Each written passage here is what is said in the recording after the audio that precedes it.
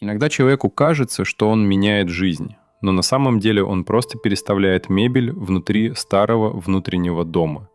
Меняет цели, меняет планы, меняет слова о себе.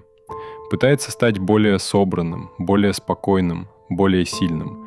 Но проходит время, и жизнь снова складывается по старой схеме. Снова то же напряжение, снова тот же хаос, снова тот же потолок возможностей, снова та же версия себя. Словно внутри уже существует невидимый чертеж, по которому система каждый раз собирает одну и ту же реальность. И вот здесь возникает вопрос, который меняет всю оптику. А что если проблема не в слабой воле и не в том, что человек недостаточно старается? Что если он просто пытается войти в новое будущее со старой внутренней архитектурой? И тогда главный вопрос звучит уже иначе. Не «как мне срочно исправить себя?», а под какое будущее вообще должна собираться моя внутренняя система. Именно отсюда начинается логика контуров в проекте «Эмерджентная архитектура психики». Контуры — это не просто мечты, не просто визуализация, не просто красивый образ желаемой жизни. Контуры — это формы будущего и одновременно формы нового себя, которые мы начинаем собирать осознанно. И это принципиально важно. Потому что очень многие люди начинают менять себя раньше, чем понимают, какую жизнь они вообще хотят проживать как свою. Они пытаются стать продуктивнее, не разобравшись, под что им нужна эта продуктивность. Они пытаются стать увереннее, не поняв, в какой реальности эта уверенность должна жить. Они пытаются стать лучшей версией себя и часто даже не замечают, что собирают себя под чужой сценарий, под чужой ритм, под чужую форму успеха.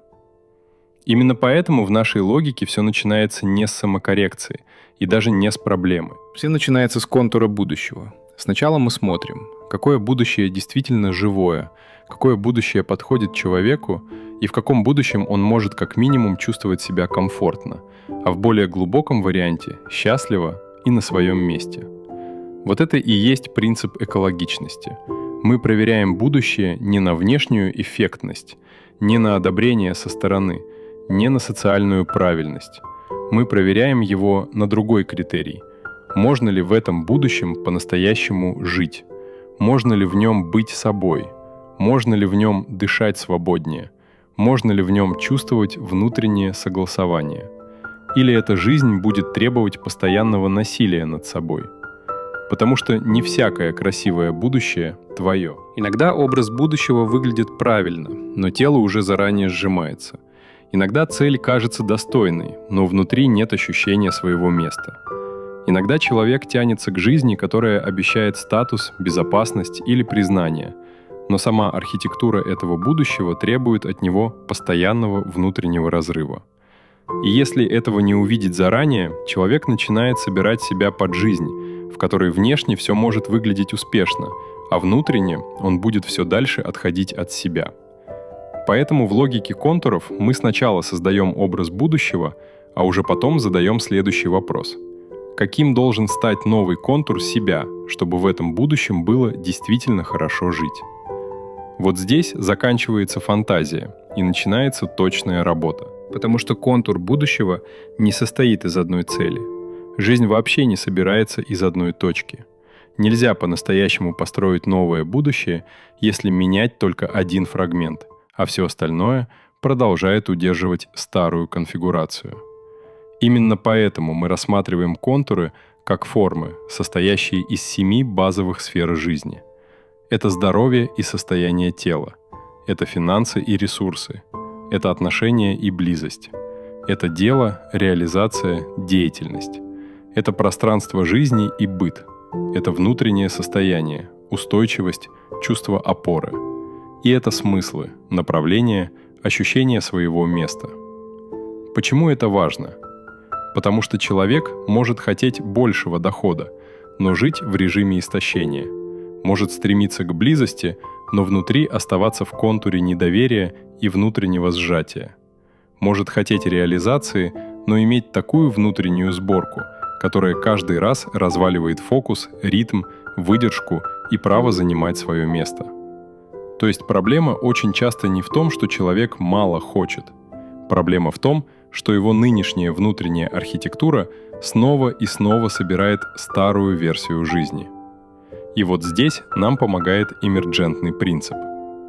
Эмерджентность говорит о том, что состояние человека, его энергия, реакции, выборы и даже траектория жизни рождаются не из одной причины. Они возникают из взаимодействия множества элементов – тела, внимания, привычек, памяти, среды, ритма, сигналов вокруг, повторяющихся реакций, смыслов и петель обратной связи. То есть человек живет не внутри характера и не внутри одной проблемы. Он живет внутри системы, которая каждый день заново собирает его состояние. Именно поэтому мы смотрим не только на вопрос «что со мной не так?». Мы смотрим глубже. Какая конфигурация сейчас собирает мою жизнь именно так? Почему мой внутренний режим снова возвращает меня в прежний потолок, прежнюю усталость, прежнюю тревогу, прежний сценарий? И чего не хватает системе, чтобы она начала собирать другую траекторию? Вот поэтому практика контуров строится именно в такой последовательности. Сначала контур будущего, потом проверка его экологичности, потом взгляд на текущую архитектуру, что именно удерживает старый режим. И только после этого сборка нового контура себя под то будущее, которое действительно является жизнеспособным. То есть мы движемся не от поломки, а от новой формы жизни. Не от стыда, а от понимания архитектуры. Не от идеи заставить себя стать лучше, а от идеи собрать такую внутреннюю систему, в которой новое будущее становится естественным, устойчивым и своим. И в этом заключается одна из самых важных мыслей всего подхода. Человека не нужно ломать под правильный шаблон. Ему нужно помочь увидеть, какое будущее для него действительно живое, каких элементов сейчас не хватает, и как через тело, внимание, ритм, опоры, смыслы, привычки и повторения начать собирать новую внутреннюю архитектуру. Потому что состояние — это сборка, цель — это режим, психика — это архитектура, а изменение — это перенастройка системы. И контуры делают эту философию практической. Они помогают сначала увидеть форму будущего, потом распознать, из каких сфер она состоит, потом понять, где нынешняя версия себя уже совпадает с этим будущим, а где пока еще живет старый режим. И после этого начинается главное — не борьба с собой, а сборка. Сборка нового отношения к себе, сборка новых опор, сборка нового состояния, сборка другого ритма жизни, сборка новых реакций, сборка такого внутреннего режима, в котором человек уже не просто мечтает о будущем, а начинает становиться тем, кто может в нем жить. Это и есть логика контура в проекте «Эмерджентная архитектура психики». Сначала увидеть форму желаемого будущего, потом проверить, насколько она действительно подходит человеку. Потом понять, каких элементов системе не хватает. И после этого начать собирать новый контур себя под более целостную, устойчивую и живую форму жизни. Это и есть логика контуров в проекте «Эмерджентная архитектура психики».